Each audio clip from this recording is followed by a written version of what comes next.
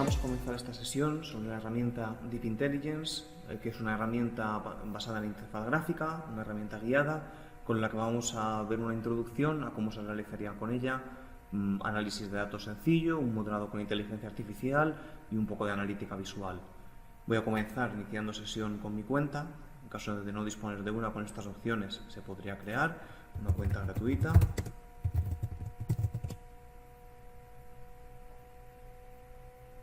Bien, y una vez iniciada la sesión, lo que tenemos aquí es un acceso a los conjuntos de trabajo con los que se trabaja en la plataforma. Voy a crear uno para que podamos hacer el trabajo. Vamos a crear un dataset de prueba. Lo voy a llamar Iris Dataset, por ejemplo, y no lo voy a poner en ningún grupo. Una vez creado un espacio de trabajo, ahora sí tenemos este espacio limpio y diáfano en el que podemos ver las partes que componen el trabajo con esta herramienta. El flujo de trabajo habitual es más o menos el que aparece aquí en este esquema resumido. Empezamos cargando los datos de algún tipo de fuente, podemos crear modelos de inteligencia artificial, podemos hacer representaciones visuales antes o después de los modelos, esto sería intercambiable, y al final podemos construir un pequeño cuadro de mando o dashboard en el que exponer los resultados. ¿Vale? Vamos a comenzar cargando los datos.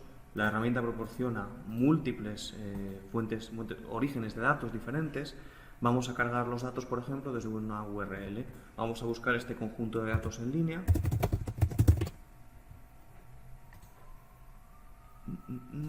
Vamos a buscarlo directamente en formato CSV, por ejemplo. Aquí tenemos un repositorio de GitHub en el que se han subido y aquí está el fichero tal cual. Con esta URL directamente puedo decirle que me cree una fuente de datos. Además, la versión completa del programa tiene opciones de autoactualización, por ejemplo, con lo que se pueden construir fuentes dinámicas que se actualicen cada vez que cambie este fichero. Bueno, ahora mismo el sistema acaba de importar el conjunto de datos, nos ofrece, siguiendo el proceso, algunos estadísticos y algunos indicadores de cómo se distribuye el conjunto de datos. Por ejemplo, podemos ver que aquí la especie está balanceada, que hay la misma cantidad de instancias de cada uno de los tipos. Podemos darle un vistazo al tipo de datos que hay utilizando esta tabla, que aquí nos ofrece en orden aleatorio, y empezar a trabajar con ella. Vamos a comenzar con una visualización sencilla, para hacernos una idea de cómo es el trabajo. La forma de crearla es ir siguiendo estas pestañas, este proceso guiado, hasta crear la visualización como nosotros queremos. Voy a hacer, por ejemplo, un gráfico de dispersión sencillo, un scatter plot. Lo voy a hacer a partir de la fuente de datos que hemos importado, este conjunto de datos Iris.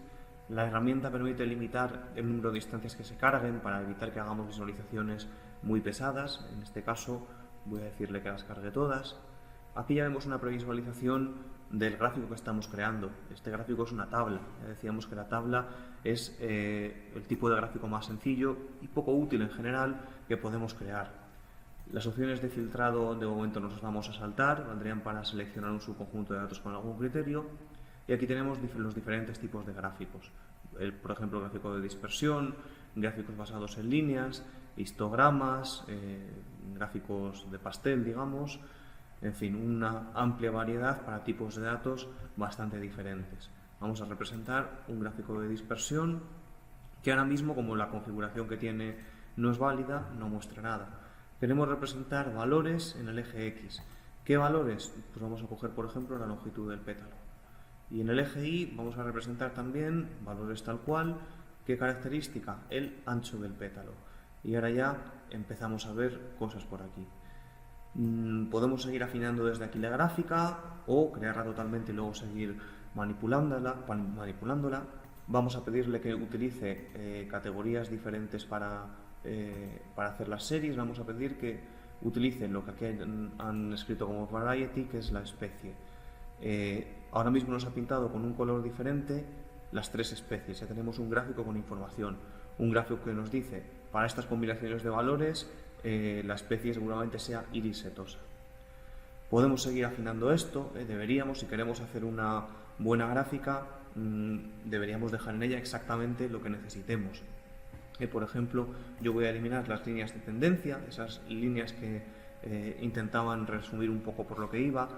Voy a mantener estas líneas que permitirán luego hacer zoom en la versión completa. Aquí en pequeño parece casi que molestan, pero en el grande será un poco diferente. Podríamos ajustar la representación de los números para que quede un poco más fina. Podríamos escoger un conjunto de colores. Aquí, por ejemplo, estos colores por defecto quizás no se distingan tan claramente. Podríamos utilizar el editor que viene en la herramienta para escoger un conjunto de colores pues un poquito mejor. Tendríamos aquí un color diferente. Bueno, son colores bastante feos, solamente para ver que se puede cambiar y a partir de ahí ha seguido de la manera que sea.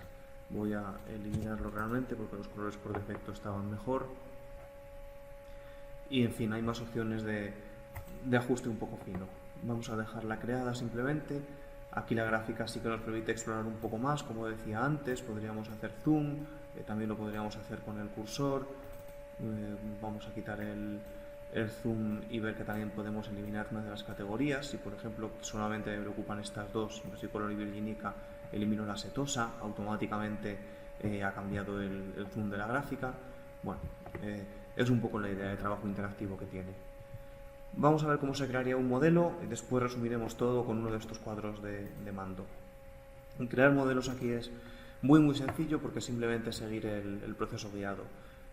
Como queremos predecir una etiqueta discreta, estamos ante un problema de clasificación. La clase no es un número continuo, es algo categórico. Bueno, voy a dejar el nombre por defecto. Le voy a pedir que utilice esta fuente de datos. Si hubiese varios candidatos a target, podríamos escogerlos aquí y tenemos aquí varios métodos a nuestra disposición. Por ejemplo, vamos a escoger un random forest, un bosque aleatorio.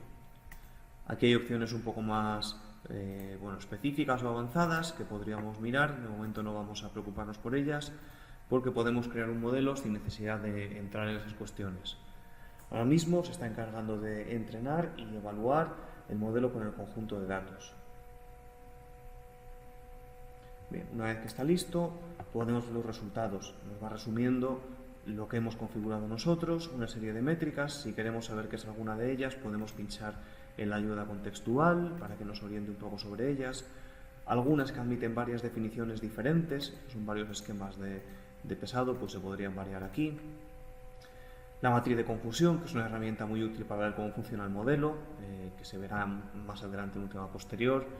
En fin, y otras herramientas muy útiles para ver cómo funciona el modelo, así como una herramienta para utilizarlo. Aquí yo estoy indicándole para una muestra que recojamos con estos valores que crees tú que el algoritmo que va a ser. Pues así podemos utilizar de forma sencilla un modelo. Vamos a ver rápidamente cómo se podría empaquetar esto en un dashboard. En un dashboard lo que vamos a hacer es resumir toda la historia que cuentan nuestros datos. Por ejemplo, podríamos empezar incorporando información del conjunto de datos y tenemos muchas opciones para ello. Por ejemplo, un iframe, una URL externa. Si yo tengo ya en otra página web descrito el conjunto de datos, o por ejemplo lo tenemos en Wikipedia, podemos reutilizarlo. Podemos venir aquí a esta URL e incorporar una pequeña entrada sobre lo que es el conjunto de datos iris. Podríamos acompañarlo también con una descripción textual escrita por nosotros. No voy a escribir nada por agilizar, pero podemos, manipulando el tamaño, pues ir construyendo así esto. Podríamos añadir la visualización que hemos hecho antes. Directamente podemos crear una nueva o podemos incorporar una existente. Vamos a incorporar la que ya tenemos. Imaginemos que queremos un flujo pues un poco más lineal en el que vamos explicando al usuario qué son las cosas. A lo mejor me interesa alternar el lado del texto por motivos estéticos. Podríamos incorporar aquí otra pequeña explicación de qué es lo que significa y por qué este gráfico es importante. Voy a dejarlo a la izquierda, que queda más estético. El dashboard además va a tener diferentes secciones. Por ejemplo, esta primera sección podría ser una lista general y podemos querer poner modelos en pestañas diferentes. Voy a añadir una pestaña para el modelo, y otros de los componentes que podemos añadir aquí pues son relacionados con los modelos. Podemos añadir, por ejemplo, el resumen de las métricas de nuestro clasificador. Podemos añadir la matriz de confusión que describía lo bien o lo mal que éste desempeñaba. Y podemos, por supuesto, poner la opción para utilizar el modelo. Vamos a ver dónde está disponible. Aquí está. Este model testing es para utilizar al modelo. Voy a redimensionarlo un poco para que quede un tamaño un poco más accesible. Bueno, suficientemente bien para una prueba rápida. Una vez que tenemos el dashboard preparado, por lo rápido que hemos ido, pues bueno, ha quedado muy simple, pero se puede utilizar interactivo. Por ejemplo, podemos llamar al modelo aquí, como habíamos hecho antes, podíamos utilizar la gráfica, podíamos hacer zoom, en fin, podíamos explorar como quisiéramos. Una de las capacidades más potentes de la herramienta es que este dashboard se puede compartir. Ahora mismo, con estos pasos, lo que acabo de hacer es crear una URL a la que se puede acceder de forma externa y en la que está disponible todo esto que hemos preparado, incluyendo pues eso, la utilización del modelo, toda la interactividad, las gráficas interactivas y manipulables. Bueno, pues lo tenemos disponible. Si además estuviésemos trabajando con una fuente de datos dinámica, los componentes se podrían actualizar automáticamente con esta, de modo que pues, es una herramienta muy potente para hacer una monitorización continua de un conjunto de datos. Bien, esto es todo sobre la introducción al trabajo con la herramienta Deep Intelligence.